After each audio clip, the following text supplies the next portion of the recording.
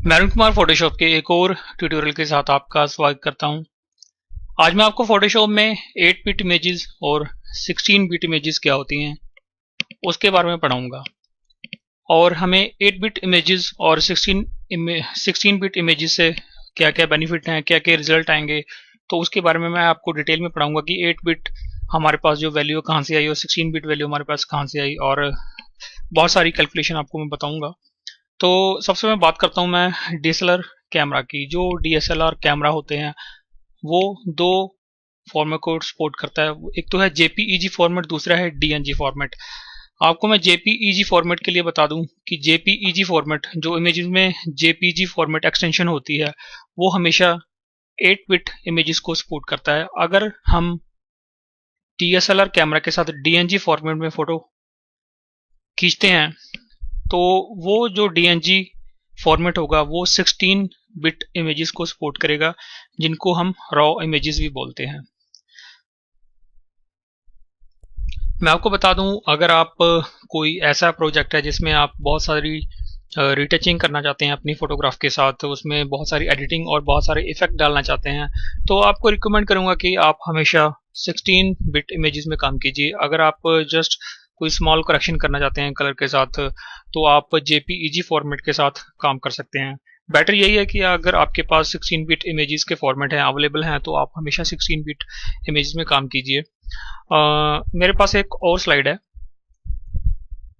ये जो है आरजीबी मोड की जो स्लाइड है। आपको बता दूं कि जो आरजीबी मोड होता है वो रेड, ग्रीन और ब्लू होता है, और इन तीनों कलर कॉम्बिनेशन से हम बहुत सारे कलर बना सकते हैं। जैसे पिक्चर में आप देख सकते हैं कि yellow, magenta, cyan, white, all these are possible colours. और अगर हम अकेले रेड कलर की बात करें तो आप 256 जो है इसे रेड के शेडी से आप मिल सकते हैं, रेड शेडीज, और 256 shades of green you can get, and 256 shades of blue. अगर हम तीनों कलर की ये जो वैल्यू है 256, इनमें अगर हम मैथमेटिकल कैलकुलेशन करें, परमुटेशन कॉम्बिनेशन यूज करें, तो अगर जो वैल्यू हमारे पास आएगी वो है 16.8 मिलियन।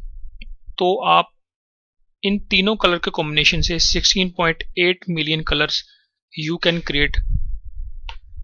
तो इस तरह आप तीनों कलर के कॉम्बिनेशन से 16.8 मिलियन कलर्स क्रिएट कर सकते हैं।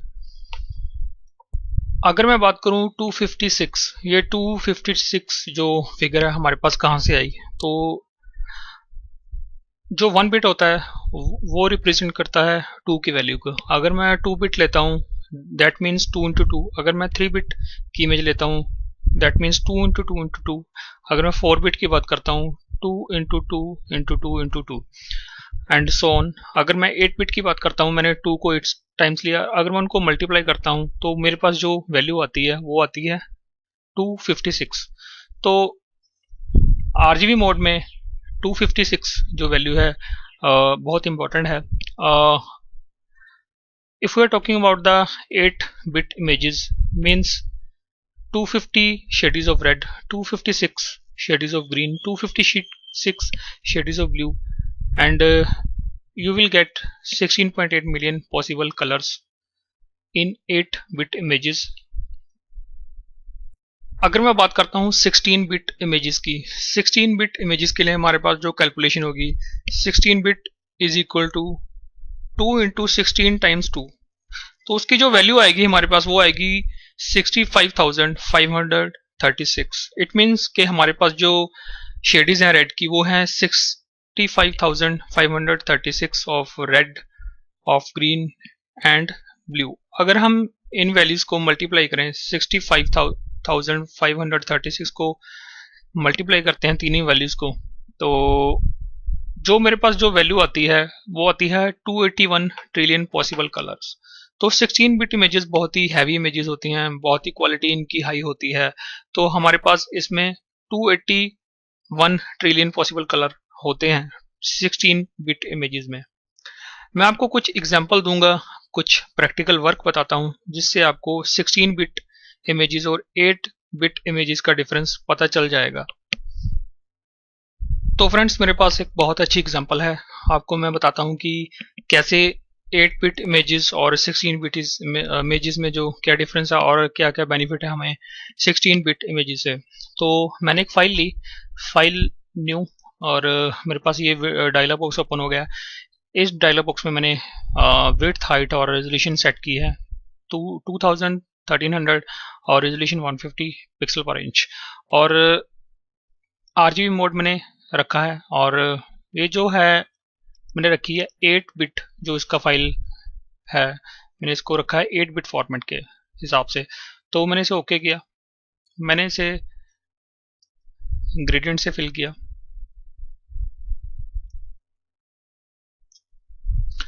तो मैं एक और फाइल लूंगा, फाइल न्यू, सेम लूंगा सारी जो हाइट, विड्थ, रेजोल्यूशन, लेकिन अब मैं लूंगा 16 बिट इमेजेस। 16 बिट इसकी वैल्यू है, मैंने रखी है, और मैंने इसका ओके। तो इसको मैं अगेन ग्रेडियंट से फिल करूंगा, मैंने इसे ग्रेडियंट से फिल किया। तो मेरे पास अब दो फाइल हैं, एक तो है 8 बिट, ये जो आप यहां से देख सकते हैं, ये जो वैल्यू है 8 बिट की जो वैल्यू हमें शो कर रहा है, इट मीन्स कि ये 8 बिट फाइल है। और ये जो फाइल है ये है 16 बिट, हमें ऊपर से रिप्रेजेंट कर रहा है कि 16 जो वैल्यू है, इट मीन्स कि ये 16 बिट फाइल है। और मैं 8 बिट फाइल पे गया। अब मैं इसमें कुछ इफेक्ट डालूंगा। मैं इमेज पे गया, मैंने एडजस्टमेंट पे क्लिक किया, और देन लेवल्स में मैं आउटपुट जो वैल्यू है इसकी रखूंगा 120, और इसकी वैल्यू रखूंगा 140। मैंने आउटपुट जो वैल्यू है 120 टू 140 रखी है, मैंने इसे ओके किया। और same with the case of 16 bit image, जो मैंने 16 बिट फाइल ली है। मैं इमेज पे गया, एडजस्टमेंट में मैंने क्लिक किया, देन लेवल्स, मैंने इसकी वैल्यू रखी 120, देन 140। मेरे पास अब दो इमेजेस हैं, एक तो है 8 बिट और दूसरी है 16 बिट। मैंने दोनों में सेम इफेक्ट डाला है। मैं दोबारा 8 बिट फाइल पे जाता हूँ, मैं इमेज पे गया, एडजस्टमेंट पे गया, देन लेवल्स, जो मैंने इसकी इनपुट वैल्यू है अब रखी है, इनको मैं करेक्शन करूंगा इसके लेवल्स के लिए। लेवल्स का टॉपिक आपको ऑलरेडी पढ़ा चुका है कि लेवल्स को हम कैसे यूज करेंगे। I am using levels just for the clarification of 8 bit images and 16 bit images. तो मैंने लेवल्स में मैं आया, दोबारा इनपुट वैल्यू को मैंने जो हमें हिस्टोग्राम के अकॉर्डिंग वो चाहिए उसको मैंने रखा, तो मैंने ओके किया। अब मैं 16 बिट इमेजेस पे गया, मैं इमेज, एडजस्टमेंट और लेवल्स, मैंने इसकी वैल्यू जो करेक्ट की, और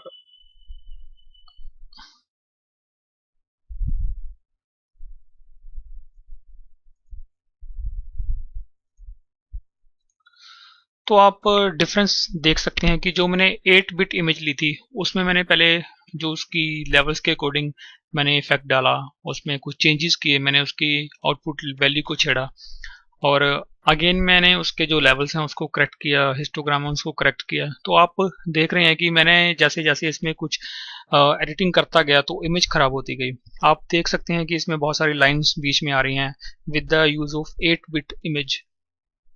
लेकिन ऑन द अदर साइड जो मैंने 16 बिट फाइल ली थी, अगर मैं उसकी बात करता हूं तो मैंने 16 बिट इमेज के साथ सेम इफेक्ट डाला है जो मैंने 8 बिट इमेज के साथ डाला था, लेकिन मैंने उसको दोबारा लेवल्स में जाके उसको हिस्टोग्राम को करेक्ट किया, उसकी वैल्यूज को करेक्ट किया, तो मेरे पास जो रिजल्ट है एज इट इज सेम है, इमेज में कोई डिफरेंस नहीं है, और इमेज की क्वालिटी सेम है।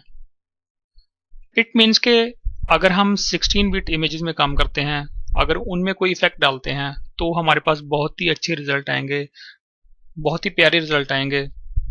अगर हम 8 बिट इमेजेस के साथ बहुत ज़्यादा चेंजेस करते हैं, बहुत ज़्यादा इफेक्ट डालते हैं, तो वो जो रिजल्ट आएगा बहुत अच्छा रिजल्ट नहीं होगा। तो ये जो मेन डिफरेंस है मैंने इस एग्जाम्पल के थ्रू आपको बताया है। तो फ्रेंड्स मेरे पास ये जो इमेज है, इस इमेज में मेरे पास दो फॉर्मेट है, एक तो है 8 बिट और दूसरा है 16 बिट। अब मैं आपको इमेज में कुछ चेंजेस करूंगा, कुछ इफेक्ट डालूंगा, तो इसमें क्या क्या रिजल्ट आएगा, कौन सा फॉर्मेट हमारे लिए अच्छा है एडिटिंग करने के लिए, तो आपको बताता हूँ, ताकि आपको 8 बिट और 16 बिट की जो कंसेप्ट है उसमें अच्छी तरह से इसकी क्लैरिटी हो जाए। तो मैं कंट्रोल एल किया मैंने लेवल्स के लिए, तो मैंने इसकी जो आउटपुट वैल्यू है उसको रखा है अब 120 टू 140 मैंने एंटर किया। और ये जो मैंने कैलकुलेशन की है, ये चेंजेस की है मैंने की है 8 बिट इमेज के साथ। अब मैं जाता हूँ 16 बिट इमेजेस। आप देख सकते हैं कि ये जो ऊपर हमें शो हो रहा है RGB/16, इट मीन्स कि ये 16 बिट इमेज है। और ये जो दूसरी फाइल है इसमें RGB/8 आ रहा है, इट मीन्स कि ये 8 बिट फाइल है। मैंने सेम जो इफेक्ट है इस पर डाला, मैंने कंट्रोल एल किया, मैंने आउटपुट वैल्यू को 120 टू 140 रखा, देन ओके। अब मैं जाता हूँ अपनी 8 बिट इमेज के ऊपर, मैंने अगेन कंट्रोल एल किया। जो इसकी इनपुट वैल्यू है मैंने इसके रखा अब इसके हिस्टोग्राम को करेक्ट करने के लिए 120 टू 140, देन ओके। अब मैं गया 16 बिट इमेज के ऊपर, मैंने कंट्रोल एल किया और मैंने इसकी वैल्यू रखी 120 टू 140। तो मेरे पास मैंने इमेज में 16 बिट इमेज में और 8 बिट इमेज में मैंने कमांड रन की हैं, सेम कमांड रन की हैं, इमेज सेम है, लेकिन इनके जो फॉर्मेट है 16 बिट है और दूसरा 8 बिट है। आप अगर मैं 8 बिट इमेज है उसको मैं जूम करता हूं, अगर आप देख सकते हैं कि इमेज अब खराब हो चुकी है। मैंने इसके साथ जो इफेक्ट डाले हैं इसमें डाले हैं, उसका हमें प्रॉपर रिजल्ट नहीं आ रहा है। ये जो है 8 बिट इमेज है, 8 बिट इमेज के साथ मैंने लेवल्स में इफेक्ट डाले, उसमें चेंजेस किए, दोबारा मैंने उसको वैल्यू को रीसेट किया, सेम रखा, उसके कलर करेक्शन की, उसमें उसके हिस्टोग्राम को करेक्ट किया। उसके बाद हमारे पास ये जो रिजल्ट है 8 बिट इमेज के साथ अच्छा रिजल्ट नहीं आ रहा। अगर मैं बात करता हूँ 16 बिट इमेजेस की, मैंने इसको जूम किया, मैंने और जूम किया और आप देख सकते हैं कि इमेज बिल्कुल एज इट इज सेम है जो मैंने ओरिजिनल इमेज ली थी। मैंने इसमें काफ़ी करेक्शन किए हैं, चेंजेस किए हैं, इफेक्ट डाला है और उसके बाद मेरे पास ये जो रिजल्ट है, इट मीन्स के अगर हम 16 बिट इमेजेस के साथ काम करना चाहते हैं, फोटो में एडिटिंग करना चाहते हैं किसी भी तरह की, आप हमेशा 16 बिट इमेज के साथ काम कीजिए ताकि आपको बहुत अच्छे रिजल्ट मिल सके। आपको मैं डिफरेंस दोबारा दिखाता हूँ। अब मैं हूँ यहाँ पे 16 बिट इमेजेस के साथ, ये आप देख सकते हैं कि कोई भी प्रॉब्लम नहीं है इमेज में, सभी जो कलर करेक्शन है बिल्कुल ठीक है, सारी जगह से आप देख सकते हैं। लेकिन जो मेरे पास 8 बिट इमेज है, आप देख सकते हैं कि ये इमेज के कलर हैं जो खराब हो चुके हैं। मैंने और जूम करके दिखाता हूँ आपको, मैं जूम आउट किया मैंने, तो ये जो रिजल्ट हैं हमें 8 बिट इमेज के साथ मिला है। मैंने दोनों में सेम एडिटिंग की थी ताकि आपको इस कंसेप्ट की अच्छी तरह क्लैरिटी हो जाए। इट मीन्स के जो 16 बिट इमेजेस होती हैं वो काम करने के लिए अच्छी होती हैं। अगर आपके पास DSLR कैमरा है और आपके पास सफिशिएंट टाइम है किसी पोर्ट्रेट इमेज के लिए और कोई सी भी इमेज को एडिट करने के लिए, आप हमेशा याद रखिए कि आप हमेशा DNG फॉर्मेट में इमेज क्लिक कीजिए। DNG जो फॉर्मेट होता है वो रो इमेज होती है। रो इमेज को हम फोटोशॉप में खोल सकते हैं, फोटोशॉप रो इमेजेस को सपोर्ट करता है, DNG फाइल को सपोर्ट करता है। अगर हम उसमें कुछ एडिटिंग करते हैं, बहुत सारी एडिटिंग करते हैं 16 बिट इमेज DNG फॉर्मेट के साथ, तो हमारे पास जो रिजल्ट होगा बहुत ही अच्छा रिजल्ट होगा। अगर हम वही सेम इमेज DSLR कैमरा के साथ JPEG फॉर्मेट में लें, 8 बिट के साथ लें, तो उसके जो रिजल्ट आएंगे इतने अच्छे नहीं होंगे, लेकिन 16 बिट इमेज के साथ जो रिजल्ट आएंगे हमें बहुत अच्छे रिजल्ट मिलेंगे। Thank you friends, I hope कि ये ट्यूटोरियल आपको बहुत अच्छा लगा होगा। For watching this video, thanks again.